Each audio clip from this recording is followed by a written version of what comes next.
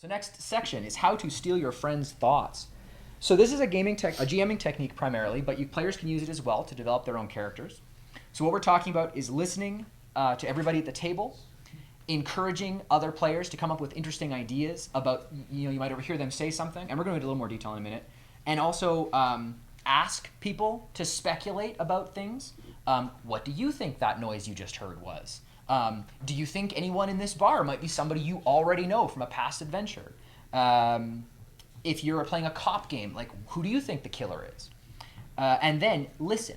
It's really important to listen, and then you can and make notes. So you guys? Yeah. This is easier in some systems than in others. Yeah. Some systems they have very much like you got to plan your encounters. You have to plan sort of all the stats and all the figures and all that sort of thing, and it gets to be a little bit more difficult. Myself, I'm the laziest game master in the world. Ever. So when I'm like, I'm going to run a game, I come up with a really great concept, I sort of build up an idea, and I'm like, okay, cool.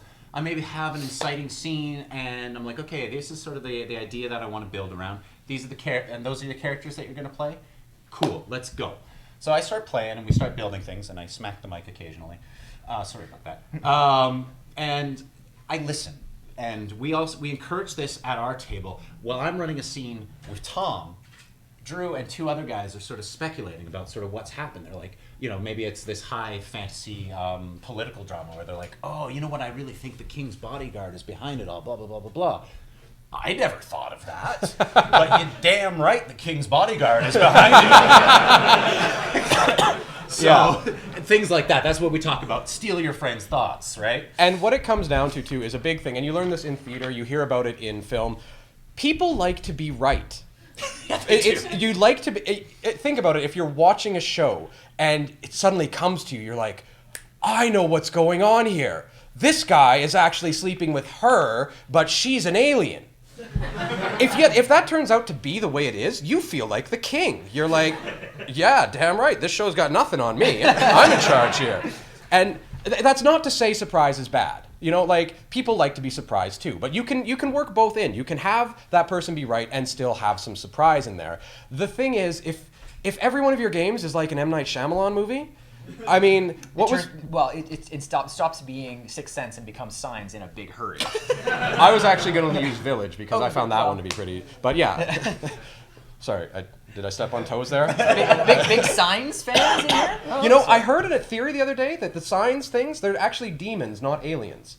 Because he's like a deposed minister, so the water's actually holy water. Who cares? And but the little girl was drinking. Look, man, this is just what I heard, and to me it made it a better movie, but that wasn't hard.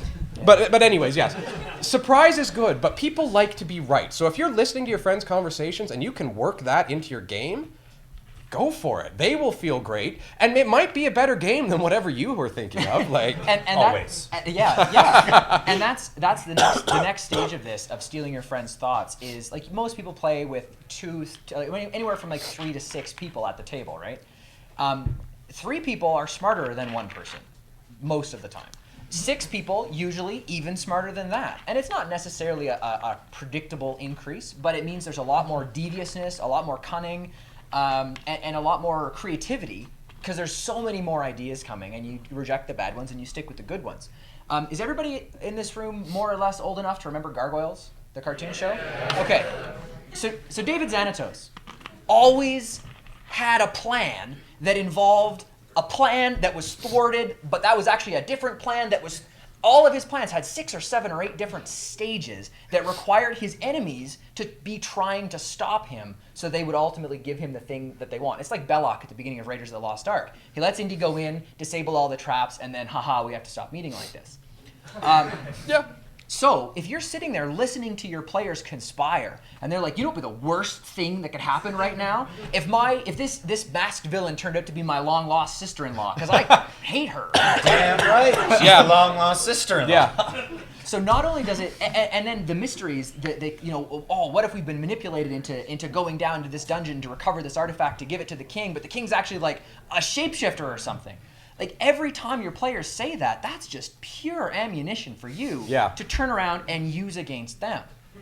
What it does too is it makes your villains seem that much more devious, that much smarter, that much more villainous, actually. Like, if they know what's going on in the players, or if they have planned ahead, or if they are somehow able to do the one thing that would wreck your hero's day, like, that just makes, suddenly they're 10 times the villain that they started out to be. Like, first they were just a mad scientist. Now they're that bastard who somehow found my kid's sister and corrupted her, or whatever. Yeah. The other thing too is like we touched on, is it does create buy-in for your players, because they're like, oh, that's interesting. Yeah. Right. So there are some clever players who are going to be sitting there thinking, well, I don't want them stealing my ideas. I just won't say anything at the table. That's fine too. Bribe them. Bribe them. Because bribery works. Yeah, it really What does. I do at the end of basically every story session that I ran, I give bonus experience points for tell me what you learned, tell me what your character thinks is happening, tell me what you liked, tell me what you didn't like. Mm-hmm. Yeah, and if you can get, like, you've worked this in the last game, actually. Where do you think things are going? Yeah. Because I don't know. Yeah, which, you know, again, sounds like a lazy game mastering thing, but it means that that story is moving where the players are interested in going. They want to, they're like, well, I think that this is all space aliens from Mars, you know, controlling our government through the water supply. Okay, little far-fetched, but if that's where the players want to go, then let's go there. Sure. That is actually what we're doing with this panel right now. Not.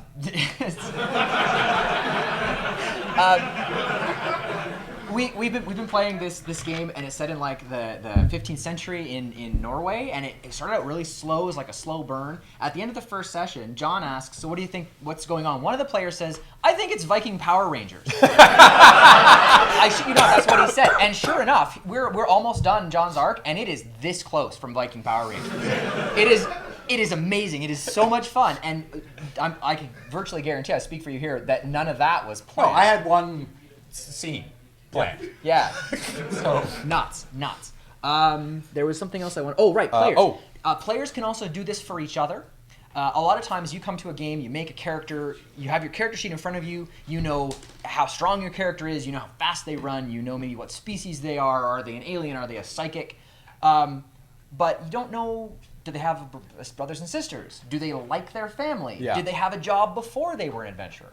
And you can do this as another player at the table. Just start asking each other questions about your characters. Well, and again, listen to the answers. And this happens, at our games especially, this happens more often than not, where two people will sit down and they have their characters, and it's like, what if my character knew your character? Like, how about with the last game, with superhero game we ran, where our one character was alien robot who crash landed, and some family fixed him up, and you know he doesn't have all his memories, but he's an alien robot. And Drew's family was a group of super intelligent explorers who were traveling the globe. And it's like, well, what if my family's the one that fixed you up? Great. Inter-character relationships. The GM can take that and go, oh, I can make some trouble here for all of them, and it makes an interesting game rather than 6 people who happen to meet together and are for some reason still following the same one course. Yeah, the classic, you all meet in a bar and magically trust each other. So, yeah, and when players are talking like that, like you said, that gives the GM a lot of ammunition as well, because you can make the stakes personal. If you know my character and your character know each other, and we know each other because we go to the same church, or we were part of the same Boy Scout troop, or whatever. Well, now that's a whole list of NPCs and locations that we both have in common, that we both care about, and that John, as a devious GM, can set on fire or feed to dragons. Or both. Whatever it takes to motivate the characters. Yes, and this doesn't all have to happen at the table either. Like, you can have we've had many games where characters will keep a journal. We'll usually have a week period or 2 between our games. During that time, you can still be thinking about your character. You can say what your character's doing during this time, or something that your character did previous that the GM can use and work into their story, or communication. I think, what was the one, like you can have like a Facebook page where your characters are, you don't make it Facebook unless you're in this world. Like, I don't know, you don't want like Dwarf Grudge Book or whatever. Dave, what's the site you use for your game journaling? Obsidian Portal. I've heard of Obsidian Portal, actually. Oh, that's cool. Yeah. So inter-character communication, even outside the table, is ammunition and is just great fun. Yeah, and again, if your players don't want to do it, bribe them. Offer them in-game rewards for doing it. It's really, really straightforward.